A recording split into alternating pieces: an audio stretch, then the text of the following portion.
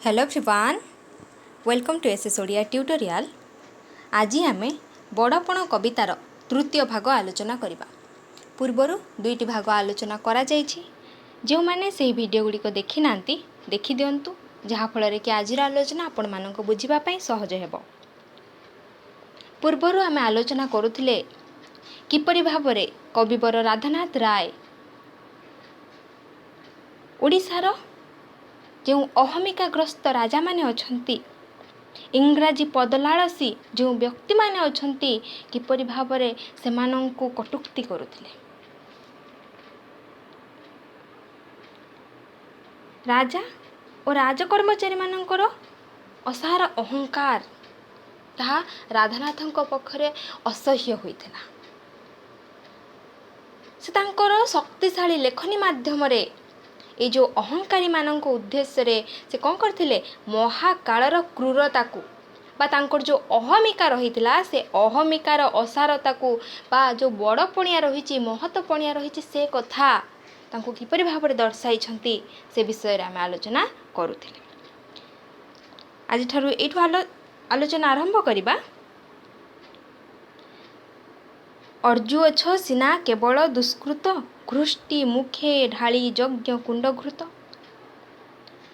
कौन आलोचना ये ना, जितेबले तुम्हें कौन करुछ, तुमर पाप जो भार रही पाप अर्जित धन ताकू प्रायश्चित न करी से पाप अर्जित धन को किपरि भाव में उत्तम व्यय करा जाय परिबो, भल कार्य से पाप अर्जित धर्म को लगा जाय परिबो, से कार्य न करिकी तमे कौन करुछ, से प्रायश्चित न करिकी पाप अर्जित धन को पाप को अधिकरु अधिक मात्रा रे पापर गुच्छ को वृद्धि करुछ।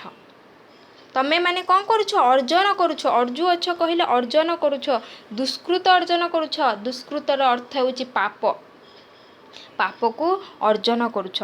घृष्टि मुखे, घृष्टिर अर्थ होची घुसुरी। घुसुरी मुहरे जदि आमे यज्ञ कुंड घृत, घुसुरी मुखे ढाली यज्ञ कुंड घृत, यज्ञ कुंड घृत जेपरि भाव में महान ताकू जदि आमे घुसुरी मुखरे ढालिबा ताहले से कौन हेबो, अपव्यवहार हैला, तार उचित कार्य लगी पाला नहीं। घीओ जेपरि भाव में यज्ञ कुंड रे घृत हेले जेपरि भाव में ताहा कौन होता है, कार्य लगी था, सिद्धि होई था। किंतु जदि घुसुरी मुखरे ढला जाए तार कौनसी सत्ता रहिबो नाही बा ताहार अपव्यवहार हैला। आउ कौन कहा जाइछि ना, अप्रिय सत्य छल को न धरी निज श्रेय देख चित्ते चिंता करी। ये जो अप्रिय सत्य कथा, सत्य सब बेले समस्त को अप्रिय लगे, मिछ कथा शुणा समस्त को भल लगे, किंतु ये जो अप्रिय सत्य कथा रही से सत्य को आमको मानि नेबा पे पड़िबो। ये अप्रिय सत्य कथा को छल को कहले कपट, प्रतारणा बा कौशल। ये अप्रिय सत्य कथा को तार जो कौशल को आम जदि न धरी निजर श्रेष्ठत्व को देखिबा, श्रेयर अर्थ होची श्रेष्ठत्व, ताकू जदि देखिबा एवं चित्तरे, चित्त कहले हृदय ताकू चिंता करिबा, किपरि भाव में आम जो कार्य करुछे से जो पाप अर्जित धन को संचय करने द्वारा आमर पापर परिसीमा दिन को दिन वृद्धि पाइबारे लागिछे, किंतु आमे किपरि भाव में से पापरु मुक्ति लाभ करवा से कथा आम विचार करूना।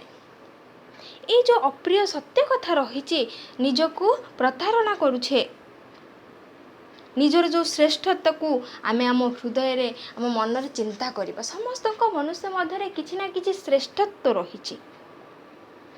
ये श्रेष्ठ को कौन कहते कविवर समस्ते चिंता करने एठारे से अहमिकाग्रस्त राजा जमीदार मानन को सूचाई देछन्ते। भग्न घटु आहा सलील जेसन सरी जाऊँगी आयु प्रतिक्षण। भग्न घटु भंगा माठियारू जेपरि भाव में पानी कौन होता है, सलील कहले जल, भंगा माठियाटी ता भीतर जदि जल पूर्ण करा जाय थाए से माठियारू जेपरि भाव में धीरे धीरे धीरे धीरे पानी सब शेष हो जाए, सरी जाए, सेहीपरि भाव में प्रति क्षण रे आमर जीवनर आयु कौन होची सरी सरी जाउछि। बड़ क्रूर काल बड़ अविश्वासी हाबड़ी जीव से आचंबित आसी। मृत्यु क्रूर काल कथा कह जाइछि, क्रूर कहले निष्ठुर, ହାବଡ଼ି ଯିବ କହିଲେ ହାବଡ଼ି ଯିବର ଅର୍ଥ ହେଉଛି ପହଞ୍ଚିଯିବ। ଆଚମ୍ବିତର ଅର୍ଥ ହେଉଛି ଅତର୍କିତ ଭାବରେ ବା ସମସ୍ତଙ୍କୁ ଚକିତ କରି। ଏ ଜୀବନରେ ସମସ୍ତେ କେହି ଏଠାରେ ସ୍ଥାୟୀ ଭାବରେ ରହିନାହାନ୍ତି। ସମସ୍ତଙ୍କ ଜୀବନ ହେଉଛି କ୍ଷଣସ୍ଥାୟୀ। ପ୍ରତି କ୍ଷଣରେ ଆମ ଜୀବନର ଆୟୁ କ'ଣ ହେଉଛି ସରି ସରି ଯାଉଛି। ବଡ଼ ନିଷ୍ଠୁର ହେଉଛି ଏ ସମୟ, କାଳ କହିଲେ ସମୟ, ଏବଂ ବଡ଼ ଅବିଶ୍ୱାସୀ ମଧ୍ୟ।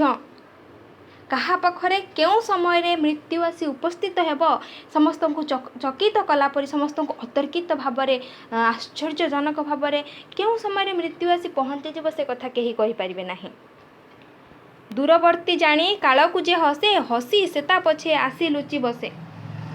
ଯିଏ ଭାବିବ ଦୂରବର୍ତ୍ତୀ କହିଲେ ଦୂରରେ ଅଛି ବୋଲି, ଯିଏ ଭାବିବ ମୋର ମୃତ୍ୟୁର ସମୟ ବହୁତ ଦୂରକୁ ଅଛି, ବହୁତ ସମୟ ଅଛି, ସେ କଥା ଭାବିକି ଯିଏ ହସିବ। କିନ୍ତୁ ମୃତ୍ୟୁ ତା ପଛରେ ଆସିକି ନିଜେ ମୃତ୍ୟୁ ହସି ହସିକି ତା ପଛରେ ବସିଥାଏ। ଏହାର ଅର୍ଥ କ'ଣ? ଆମକୁ ପ୍ରତିଦିନ ପ୍ରତି କ୍ଷଣରେ ସବୁବେଳେ ପାଇଁ ଭଲ କାମ, ଧର୍ମ ଅର୍ଜିତ କାମ କରିବା ଦ୍ୱାରା କ'ଣ ହେବ? ଆମର ପାପ ଭାର ରହିବ ନାହିଁ।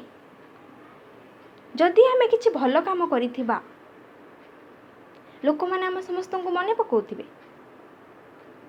ଏବଂ ଯଦି ଆମେ ଆମ ନିଜର ବଡ଼ପଣିଆ ଦେଖାଇବା, ଅହମିକା ଦେଖାଇବା, ଅହଙ୍କାର ଦେଖାଇବା, କହିବା ଆମର ବହୁତ ସମୟ ଅଛି, ଯେପରି ଭାବରେ ସେମାନଙ୍କୁ ଦର୍ଶାଯାଇଛି ଯେ ପାପ ଭାରକୁ କିପରି ପାପ ଅର୍ଜିତ ଧନକୁ ସେମାନେ ନିଜ ଗନ୍ତାଘରରେ ରଖୁଥିଲେ ଏବଂ ତାଙ୍କର ସମୟ ବହୁତ ଅଛି ବୋଲି, ତାଙ୍କର ମୃତ୍ୟୁର ସମୟ ବହୁତ ଅଛି ବୋଲି ସେମାନେ ହସୁଥିଲେ। ଏବଂ ହସିବା ଦ୍ୱାରା କ'ଣ ହେଇଥାଏ? ମୃତ୍ୟୁ ଆସି ନିଜ ତାର ପଛରେ ଲୁଚିକି ବସିଥାଏ। ନୀତି ବେଳ ବୁଝି ଛାମୁରେ ହାଜର, ହେବା ବିଧି ତାକୁ ନାହିଁଟି ଗୋଚର। ନୀତି ବେଳ କହିଲେ ଦୈନନ୍ଦିନର କାର୍ଯ୍ୟ ନିର୍ଘଣ୍ଟ। ଯେପରି ଭାବରେ ଛାମୁରେ ହାଜର ହୋଇଥାଏ, ରାଜାଙ୍କ ପାଖରେ ଯେପରି ଭାବରେ ତାଙ୍କର ଯେଉଁ ସହଚରୀମାନେ ଅଛନ୍ତି, ତାଙ୍କୁ ପ୍ରତ୍ୟେକ କ୍ଷଣରେ ପ୍ରତ୍ୟେକ ଜଣ ଆସି କ'ଣ କରିଥାନ୍ତି? ହାଜର ହୋଇଥାନ୍ତି। ତାଙ୍କୁ କ'ଣ ଦରକାର ହେଲା, କ'ଣ ନାହିଁ, ଯେପରି ଭାବରେ ଛାମୁରେ ରାଜ ଦରବାରରେ ବା ରାଜାଙ୍କ ପାଖରେ ଯେପରି ଭାବରେ ସମସ୍ତେ ଉପସ୍ଥିତ ହୋଇଥାନ୍ତି, ସେହିଭଳି ଭାବରେ ଦୈନନ୍ଦିନର କାର୍ଯ୍ୟ ନିର୍ଘଣ୍ଟ ପାଇଁ ସେପରି କୌଣସି ବିଧି ନାହିଁ। ମୃତ୍ୟୁର ସେପରି କୌଣସି ବିଧି ନାହିଁ ଯେ ଏହି ସମୟରେ ଏହି କାର୍ଯ୍ୟ ଥିବ, ମୃତ୍ୟୁ ମୁଁ ଏବେ ତାକୁ ଯିବି ନାହିଁ। ଏପରି ମୃତ୍ୟୁର କାଳର କୌଣସି ନିର୍ଦ୍ଦିଷ୍ଟ ବିଧି ନାହିଁ ବା କୌଣସି ସମୟ ମଧ୍ୟ ନାହିଁ। କେତେ ଦିନ ଖେଳୁଥିବ ଏହି ଖେଳ, ପାଖେଇ ଆସୁଛି ସେ ଅନ୍ତିମ ବେଳ। ଅନ୍ତିମ ବେଳ କହିଲେ ଶେଷ ସମୟ। କେତେ ଦିନ ପର୍ଯ୍ୟନ୍ତ ଆଉ ଏହିପରି ଭାବରେ ଖେଳ ଖେଳୁଥିବ। କେଉଁ ଖେଳ କଥା କୁହାଯାଇଛି? ଏ ଯେଉଁ ପ୍ରଜାମାନଙ୍କୁ ଶୋଷଣ କରିବାର ଯେଉଁ ମନୋବୃତ୍ତି ରହିଛି, ସବୁବେଳ ପାଇଁକି ପ୍ରଜାମାନଙ୍କୁ କିପରି ଭାବରେ ଶୋଷଣ କରିଥାନ୍ତି, ଏହି ଶୋଷଣର ମନୋବୃତ୍ତିକୁ ଏଡ଼େଇବା ପାଇଁ ଏଠାରେ କହିଛନ୍ତି ଏଇ ଯେଉଁ ଖେଳ କେତେ ଦିନ ପର୍ଯ୍ୟନ୍ତ ଖେଳୁଥିବ, ତୁମର ଅନ୍ତିମ କାଳ, ଶେଷ ସମୟ କ'ଣ ହେଲାଣି? ପାଖେଇ ଆସିଲାଣି। ଆସୁଛି ନୀରବେ ସେହୁ ପ୍ରତିକ୍ଷଣେ, ନିତ୍ୟଗାମୀ ରଥ ଚକ୍ର ଆବର୍ତ୍ତନେ।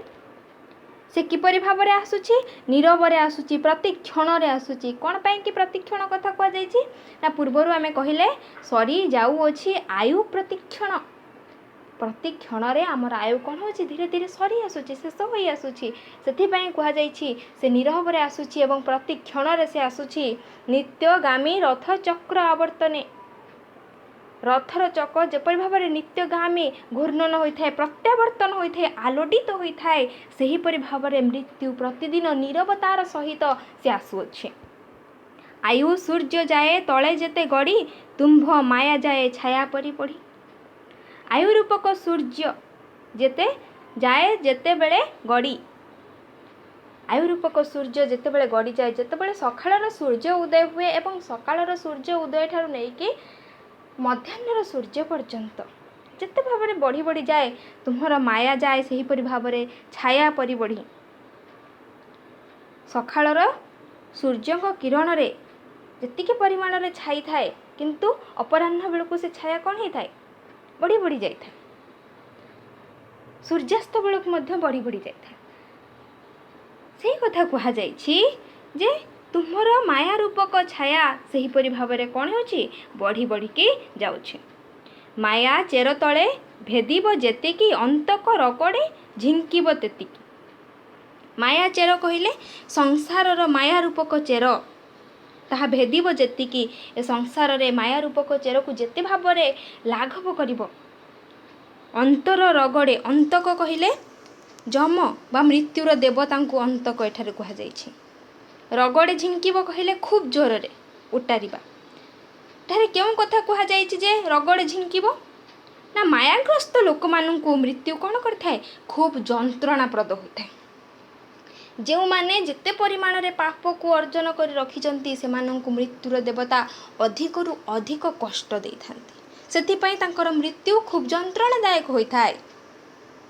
ସେଥିପାଇଁ କୁହାଯାଇଛି ସଂସାରର ମାୟା ରୂପକ ଚେରକୁ ଯେତେ ଭାବରେ ଭେଦ କରିଥାଏ ତାକୁ କ'ଣ ହୋଇଥାଏ? ତା'ର ମୃତ୍ୟୁ ଖୁବ୍ ଯନ୍ତ୍ରଣାପ୍ରଦ ହୋଇଥାଏ। ସେ ଯେଉଁ କଠିନ ଝିଙ୍କା ଝିଙ୍କିରୁ ନିସ୍ତାର, ଲାଭ ଲାଗି ଆଗୁ ହୁଅ ହୁସିଆର। ସେ ଯେଉଁ କଠିନ ଝିଙ୍କା ଝିଙ୍କିରୁ ନିସ୍ତାର ପାଇବା ପାଇଁ, ନିସ୍ତାର କହିଲେ ତ୍ରାହି ପାଇବା ପାଇଁ, ତା'ର ଲାଭ ଲାଗି ଏବେଠାରୁ କ'ଣ ହୁଅ? ହୁସିଆର ହୁଅ। କିପରି ଭାବରେ ଆଉ ପାପ ଅର୍ଜିତ ଧନକୁ ବା ପ୍ରଜାମାନଙ୍କୁ ଶୋଷଣ ନ କରି ତାକୁ ଉଚିତ ବ୍ୟୟରେ ବା ଉଚିତ ବ୍ୟବହାର କରାଯାଇପାରେ, ପାପକୁ ପୁଣ୍ୟରେ ପରିବର୍ତ୍ତନ କରାଯାଇପାରେ, ଅନ୍ୟର ସେବା କରି, ଅନ୍ୟର ଖୁସି ପାଇଁ, ଅନ୍ୟର ଭଲ ପାଇଁ ଚିନ୍ତା କରି, ସେ ପ୍ରତି ଏବେଠାରୁ ହୁସିଆର ହୁଅ। ଯଦି ତୁମେ ବର୍ତ୍ତମାନ ପର୍ଯ୍ୟନ୍ତ ସେଇ ମାୟାର ପ୍ରକୋପକୁ ବଢ଼ାଇ ବଢ଼ାଇ ଚାଲିଥିବ ତାହେଲେ ମୃତ୍ୟୁ ତୁମର କ'ଣ ହେବ? ଯନ୍ତ୍ରଣାଦାୟକ ହେବ। ବେଳ ଥାଉ ଥାଉ ଅରଜି ଧରମ, ଜନ୍ମ ଅନୁରୂପେ ଦେଖାଅ କରମ। କ'ଣ କୁହାଯାଇଛି? ନା ବେଳ ଥାଉ ଥାଉ, ଏବେ ମଧ୍ୟ ବେଳ ଅଛି, ତୁମର ମୃତ୍ୟୁ ଆସିନାହିଁ, ଏବେ ମଧ୍ୟ ସମୟ ଅଛି। ସେଥିପାଇଁ ଏବେଠାରୁ ତୁମେ କ'ଣ କର? ଧର୍ମ, ଧର୍ମ ହେଉଛି ପଦ୍ୟରେ ଲେଖାଯାଇଛି, ତା'ର ଗଦ୍ୟ ରୂପ ହେଉଛି ଧର୍ମ, କରମର ଗଦ୍ୟ ରୂପ ହେଉଛି କର୍ମ। ଜନ୍ମ ଅନୁରୂପେ ଦେଖାଅ କରମ। ମଣିଷ ଜନ୍ମ ହେଉଛି ଶ୍ରେଷ୍ଠ ଜନ୍ମ। କିପରି ଭାବରେ ନିଜର ବଡ଼ପଣିଆ ମହାନତା ରହିଛି ତାହାକୁ ଭଲ କାର୍ଯ୍ୟରେ ଉପଯୋଗ କର। ବର୍ତ୍ତମାନ ମଧ୍ୟ ସମୟ ଅଛି, ତୁମେ ଧର୍ମ ଅର୍ଜନ କର ଏବଂ ନିଜର କର୍ମ, ମଣିଷ ଜନ୍ମର ଯେଉଁ ଶ୍ରେଷ୍ଠ କର୍ମ ରହିଛି ସମସ୍ତଙ୍କର ଭଲ କରିବାର କର୍ମ, ତାକୁ କ'ଣ କର? ସାଧନ କର। ଜନ୍ମ ଫଳେ ଭବେ ବଡ଼ପଣ ପାଇ, ଧର୍ମ ଫଳେ ତାକୁ କର ଚିରସ୍ଥାୟୀ। ଭବେ କହିଲେ ସଂସାରରେ, ସଂସାରରେ ଯିଏ ବଡ଼ପଣ ପାଇ, ବଡ଼ପଣ କହିଲେ ଶ୍ରେଷ୍ଠତା, ଧର୍ମ ଫଳେ ତାକୁ କର ଚିରସ୍ଥାୟୀ। ଏଇ ଜନ୍ମରେ ବା ଏଇ ସଂସାରରେ ବଡ଼ପଣ କହିଲେ କ'ଣ? କେବଳ ଧର୍ମ। ଯେଉଁମାନେ ଧର୍ମ ଅର୍ଜନ କରିଛନ୍ତି ସେମାନେ ହିଁ ହେଉଛନ୍ତି ଏହି ସଂସାରରେ ଶ୍ରେଷ୍ଠତ୍ୱ, ତାଙ୍କର ହିଁ ରହିଛି ମହାନପଣିଆ। ଏଇ ଧର୍ମ ହେଉଛି ଏକମାତ୍ର ଯିଏକି ଚିରସ୍ଥାୟୀ, ଅନ୍ୟ ସମସ୍ତେ ହେଉଛନ୍ତି କ୍ଷଣସ୍ଥାୟୀ। ଆମେ ଯେତେ ପରିମାଣରେ ଧର୍ମକୁ ଅର୍ଜନ କରିବା, ସେ ଧର୍ମ ହେଉଛି କେବଳ ଆମ ନିଜର। ଆମେ ମୃତ୍ୟୁ ବେଳେ ସେ ଧର୍ମ ଯାହାକି ଆମକୁ କ'ଣ କରିବ? ସେ ମୃତ୍ୟୁର ଯନ୍ତ୍ରଣାରୁ ଲାଘବ କରିବ। ଯେତେ ଅଧିକ ପରିମାଣରେ ପାପ କରିବ, ପାପ କାର୍ଯ୍ୟରେ ଲିପ୍ତ ରହିବ, ମୃତ୍ୟୁର ଦେବତା ଯମ ତୁମକୁ ସେହିପରି ଭାବରେ ଦଣ୍ଡ ପ୍ରଦାନ କରିବେ କଥା କୁହାଯାଇଛି। ସେଥିପାଇଁ କୁହାଯାଇଛି ଅନ୍ତକ ରଗଡ଼େ ଝିଙ୍କିବ ତେତିକି। ଅନ୍ତକ ଅର୍ଥ ହେଉଛି ମୃତ୍ୟୁ ଦେବତା। ଧର୍ମ ଏକପୋତ ଗଢ଼ିଛନ୍ତି ବିଧି, ତରିବାକୁ ଏହି ସଂସାର ବାରିଧି। ଧର୍ମ ହେଉଛି ଏକ ପୋତ, ପୋତ କହିଲେ ଜାହାଜ ବା ବୋଇତ। ସଂସାର ବାରିଧି, ବାରିଧିର ଅର୍ଥ ହେଉଛି ସମୁଦ୍ର। ଏହି ସଂସାର ରୂପକ ସମୁଦ୍ରକୁ ପାର ହେବା ପାଇଁ ଏକମାତ୍ର ପଥ ରହିଛି ଜାହାଜ। এই ଜାହାଜ ବା ବୋଇତରେ এই ସଂସାର ରୂପକ ସମୁଦ୍ରକୁ ପାର ହୋଇପାରିବ। ସେଇ ଜାହାଜ ହେଉଛି କ'ଣ? ନା ଧର୍ମ। ଧର୍ମ ରୂପକ ଜାହାଜ ବା ଧର୍ମ ରୂପକ ବୋଇତରେ ହିଁ ତୁମେ କ'ଣ କରିପାରିବ? କେବଳ ଏହି ସଂସାରର ସମୁଦ୍ରରୁ ପାର ହୋଇପାରିବ। ଅନ୍ୟ କୌଣସି କାର୍ଯ୍ୟ, ତୁମେ ଯଦି ଧନ ସମ୍ପତ୍ତି, ତୁମର ଆତ୍ମବଢ଼ିବା, ତୁମର ଅହଙ୍କାର, ଏ ସମସ୍ତ କୌଣସି ଜିନିଷ ନାହିଁ ଯେ ତୁମକୁ ସଂସାରର ସମୁଦ୍ରରୁ ପାର କରିପାରିବ। କେବଳ ଧର୍ମ, ଯାହାକୁ ଏକ ପୋତ ଗଢ଼ିଛନ୍ତି ବିଧି, ବିଧାତା ଗଢ଼ିଛନ୍ତି ଏହି ଧର୍ମ ରୂପକ ପୋତକୁ, ଧର୍ମ ରୂପକ ଜାହାଜକୁ, ଯାହାକି ତୁମକୁ ଏହି ସଂସାରର ସମୁଦ୍ରରୁ ତରିବାକୁ ବା ପାର ହେବା ପାଇଁ ସାହାଯ୍ୟ କରିଥାଏ। ଧର୍ମ ଏକ ସିନା ମହତ ପଣିଆ, ଆଉ ବଡ଼ପଣ ଅଢ଼େଇ ଦିନିଆ। ମହତ ପଣିଆ କହିଲେ ଶ୍ରେଷ୍ଠତା, ଅଢ଼େଇ ଦିନିଆ କହିଲେ କ୍ଷଣସ୍ଥାୟୀ ବା ଅଳ୍ପ କାଳସ୍ଥାୟୀ। ଧର୍ମ ହେଉଛି ଏକମାତ୍ର ଶ୍ରେଷ୍ଠତା, ଆଉ ଯାହା ସବୁ ବଡ଼ପଣ ରହିଛି से समस्ते होउछन्ति कौन अल्प कालस्थायी बा क्षणस्थायी। जो अहमिकाग्रस्त व्यक्ति माने किपरि भाबरे उच्च पदवीर आशारे जो लालसा तांकर रहिथिला से समस्त होउछि कौन से समस्त क्षणस्थायी। गंताघर मध्य क्षणस्थायी, साम्राज्य मध्य क्षणस्थायी, किंतु धर्म जहाँकि एकमात्र श्रेष्ठता छड़ाई केही जा न पारई नहीं बड़पण सही अंते सुधा जार सौरभे चहटू थाए ए संसार। कौन कहुଯାଇଛି ना बड़पण भाई एका सिना सही बड़पण कहुଯାଇଛି एका सिना सही छड़ाए केही जा न पारई नहीं। एकमात्र बड़पण ए जो श्रेष्ठता ताकू केही केबे काहाठारु छड़ाई नहीं पारंते नहीं। से होची कौन धर्म। बड़पण सही अंते सुधा जार अंते कहले शेषरे बा परे सौरभे सुभाष एपरि भावरे श्रेष्ठत्व बड़पण होची से कौन ना जार अंते सुधा जार शेषरे मध्य तार सुबास चहटू थाए ए संसार रे। जदि गोटे व्यक्ति तार बड़पणिया तार श्रेष्ठता तार मृत्यु परे मध्य से कौन है पूजा पाउ थाए तार श्रेष्ठता सबू ए संसार रे शुभा पाउ थाए बा सुबास तार कौन होता है चहटू थाए। आउ कौन कहुଯାଇଛି ना बड़पणे सिना सेही ताकू गणी जेउ बड़पण द्विलोक साधिनी। द्विलोक साधिनी कहले मर्त्यलोक और स्वर्गलोक। बड़पण तक आम क्या कहवा ना जी द्विलोक साधिनी करिथाए मर्त्यलोक एवं स्वर्गलोक रे मध्य ताहार जो श्रेष्ठता प्रतिपादन होइथाए सी होची एकमात्र बड़पण। सी होची एकमात्र महत्पणिया। सेही सिना बड़पण जही लगी अंतकर वज्र दांत जाए भांगी सेही बड़पणे बड़ाओ मतिकी काल ना पारिब पशिजा कतिकी। वज्रदंत कहले कठोर दंत।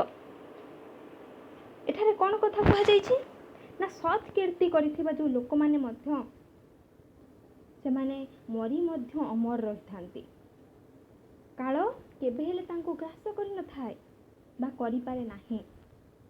सेही कथा एठारे कहुଯାଇଛି जे तुमे सत् कार्य करिथिबो सत् कीर्ति करिकि जाइथिबो ताहले तुमे माने मरी गले मध्य तुमे अमर होइकि रहिबो। तुम कथा समस्ते मने पकाउथिबे काल केबे हेले तुमको ग्रास करि परिबो नाही।